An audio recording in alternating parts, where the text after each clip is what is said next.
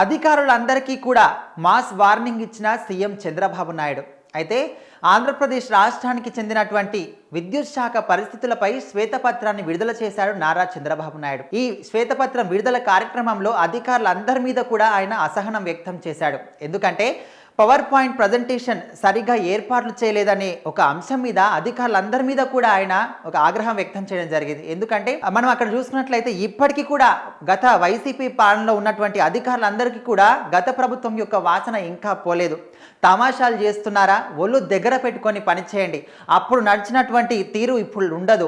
అప్పుడు ఏ విధంగా నడుచుకున్నారో ఇప్పుడు అదే తీరుగా నడుచుకుంటామంటే అసలు ఊరుకునేది లేదు. అప్పుడు గత ప్రభుత్వంలో మీరు చేసిన అటువంటి నిర్లక్ష్య ధోరణికి ఇప్పుడు ఖచ్చితంగా చర్మగీతం పాడుతామనే విధంగా అందరికీ కూడా చంద్రబాబు నాయుడు మాస్ వార్నింగ్ ఇవ్వడం జరిగింది. అయితే ఆంధ్రప్రదేశ్ రాష్ట్రానికి సంబంధించి 1,29,503 కోట్ల అప్పులున్నాయంట విద్యుత్ శాఖకు సంబంధించి. మరి గత ప్రభుత్వం అసలు విచ్చలవిడిగా ఎలాంటి అడ్డుకట్టలు లేకుండా వాటికి మనం ఏదైనా ఒకటి మితి మీరిపోతుందంటే దానికి ఏదో ఒక అడ్డుకట్ట వేసి దాన్ని అదుపులో పెట్టే ప్రయత్నం చేస్తూ ఉంటాం. అయితే గత ప్రభుత్వం అట్లా కాకుండా విచ్చలవిడిగా వాళ్ళకి ఇష్టం వచ్చిన రీతిలో ప్రవర్తించిన తీరు సంబంధించి ఇదొక ఉదాహరణ అని చెప్పుకోవచ్చు.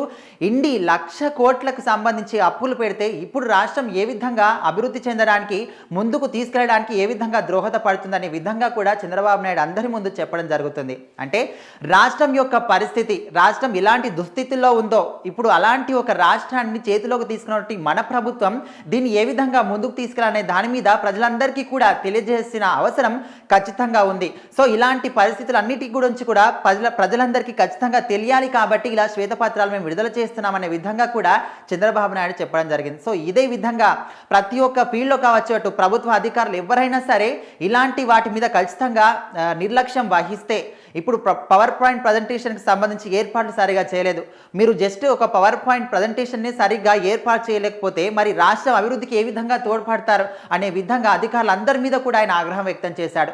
సో గత ప్రభుత్వం యొక్క ఆనవాళ్ళు ఇప్పుడు అస్సలు కనిపించదు.